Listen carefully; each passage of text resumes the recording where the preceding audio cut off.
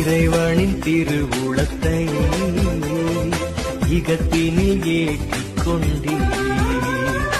இறைமகன் புவித்தவழ மாமரி காவலானி பணிவாக உந்தன் பதம் நாடி வந்தோம். பணிவாக உந்தன் பதம் நாடி வந்தோம். கனிவோடு எம்மை வழி நடத்தும். கனிவோடு இறைவனின் திருவுளத்தை இகத்தினில் ஏற்றிக் கொண்டீர்.